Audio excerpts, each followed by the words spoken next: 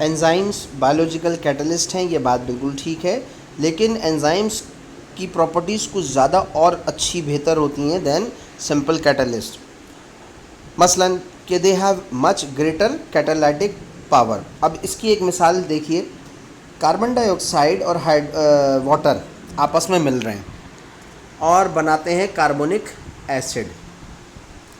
یہ ایک بہت کامن سا ری ایکشن ہے، اور یہ جب آپ ریسپائریشن پڑھیں گے وہاں پر بھی، اور گیشیس ایکسچینج، اور ایون کڈنی میں بھی جب آپ پڑھیں گے کہ ریلیز آف بائی کاربونیٹ آئن اور ہائیڈروجن آئن، وہاں پر اس کا ذکر ضرور سنیں گے. تو یہ میں بتا دوں کہ یہ ری ایکشن کاربن ڈائی آکسائڈ کا اور واٹر کا to form bicarbonic acid, یہ ایک انزائم کی موجودگی میں ہوتا ہے جس کا نام ہے کاربونک انہائیڈریز. اس کو سی اے بھی کہتے ہیں، ٹھیک ہے، سی اے کاربونک انہائیڈریز. یہ وہ انزائم ہے جو کہ فارورڈ ری ایکشن بھی کرواتا ہے اور بیکورڈ ری ایکشن بھی کرواتا ہے. یہ بڑی اہم بات ہے. انزائمس میں کچھ انزائمز ایسے ہیں جو کہ فارورڈ اور بیکورڈ ری ایکشن بیک وقت کرا سکتے ہیں، ڈپینڈنگ اپون دا ڈیمانڈ، کہ اس وقت ٹیشو کے اندر ریکوائرمنٹ کس چیز کی ہے. اگر فرض کریں کاربن ڈائی آکسائڈ کو ٹیشو سے باہر آنا ہے اور ایگزہیل ہو کر انوائرمنٹ میں داخل ہونا ہے کاربن ڈائی آکسائڈ کو، تو اس کا صرف ایک ہی طریقہ ہے کہ کاربن ڈائی آکسائڈ واٹر میں ڈیزالو ہو جائے in the presence of this enzyme carbonic anhydrase, اور بنائے کاربونک ایسڈ. اور پھر یہ کاربونک ایسڈ دوبارہ جو ہے وہ ٹوٹے واٹر میں اور کاربن ڈائی آکسائڈ میں. یاد رکھیے یہ والی جو کاربن ڈائی آکسائڈ ہے یہ ہے مولیکولر کاربن ڈائی آکسائڈ. اور مولیکولر کاربن ڈائی آکسائڈ اگر بلڈ میں موجود رہی تو ببلز بننا شروع ہو جائیں گے اور ایمبولی بن جائے گا، گیس ایمبولی بن جائے گا، انسان مر سکتا ہے. لہٰذا اس گیس کو نکلنا لازمی ہے، اور یہ اسی طریقے سے نکلتا ہے کہ یہ ڈیزالو ہو کر کاربونک ایسڈ کی فارم میں کاربن ڈائی آکسائڈ آتی ہے لنگس کی طرف، اور لنگس میں پلمونری میمبرین کے ذریعے ایکسچینج ہوتی ہے، باہر کی طرف جاتی ہے، آکسیجن انسائڈ آتی ہے، کاربن ڈائی آکسائڈ باہر جاتی ہے.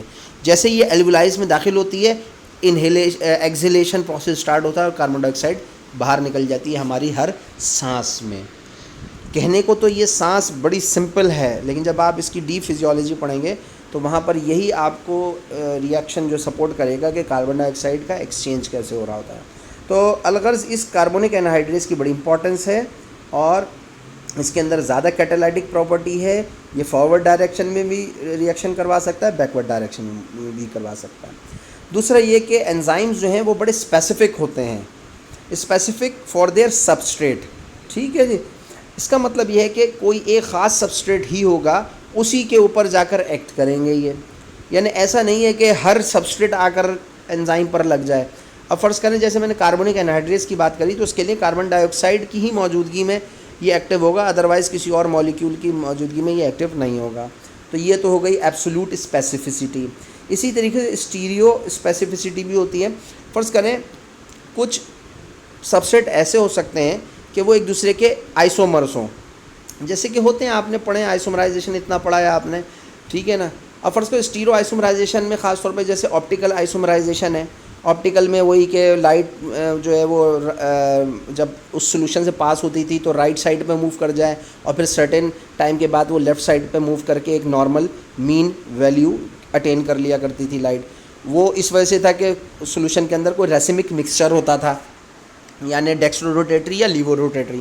تو بات یہ ہے کہ اگر فرض کرو آئسومرز بھی ہیں، ٹھیک ہے، تو ان کے حوالے سے بھی کچھ انزائمز بڑے اسپیسیفک ہوں گے، اور کچھ انزائمز ایسے ہوتے ہیں کہ وہ ڈیٹیکٹ کر لیتے ہیں کہ ان کو ڈیکسٹرو روٹیٹری کمپاؤنڈ کے ساتھ ری ایکشن دینا ہے، یعنی ان پر عمل کرنا ہے، ان کے ری ایکشن کو فارورڈ کروانا ہے، یا لیور روٹیٹری. تو اس قسم کی اسپیسیفسٹی کو کہتے ہیں اسٹیریو اسپیسیفسٹی. پھر ہے کہ ری ایکشن اسپیسیفسٹی. اب فرض کریں ری ایکشن جو ہے وہ ایکزو تھرمک ہے جس میں ہیٹ نکلتی ہے، اور ایک ری ایکشن ہوتا ہے جس میں اینڈو تھرمک ہوتا ہے جس میں ہیٹ چاہیے ہوتی ہے. تو اس حوالے سے بھی انزائم جو ہیں بڑے اسپیسیفک ہوتے ہیں، ری ایکشن اسپیسیفک ہوتے ہیں کہ certain type of reaction. اچھا، ایک تو یہ اینڈو تھرمک اور ایکزو تھرمک، ایک یہ. دوسرا یہ فرض کریں ہائیڈروجنیشن ہے، ٹھیک ہے. ہائیڈروجنیشن کا مطلب ایڈیشن آف ہائیڈروجن. تو addition of hydrogen is catalyzed by an enzyme hydrogenase. تو اب یہاں ہائیڈروجینیز ہی چاہیے, یہاں پر ڈی کاربوکسیلیز نہیں چلے گا, ٹھیک ہے, یا کاربوکسیلیز نہیں چلے گا. تو اس کا مطلب بھی یہی ہوا کہ یہ انزائم جو ہیں وہ ریئیکشن اسپیسیفک ہوتے ہیں. پھر گروپ اسپیسیفک بھی ہوتے ہیں کہ کسی خاص فنکشنل گروپ کی موجودگی میں ہی ایکٹیو ہوں گے. سے فار ایگزامپل کلورین موجود ہے سبسٹریٹ کے اندر تبھی وہ ریئیکٹ کرے گا, ادروائز نہیں کرے گا, ٹھیک.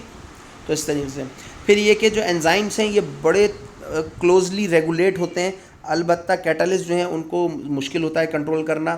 اور اس کے حوالے سے میں پھر چند باتیں کروں گا, ٹیمپریچر, پی ایچ وغیرہ, یہ نیکسٹ پریزنٹیشن میں.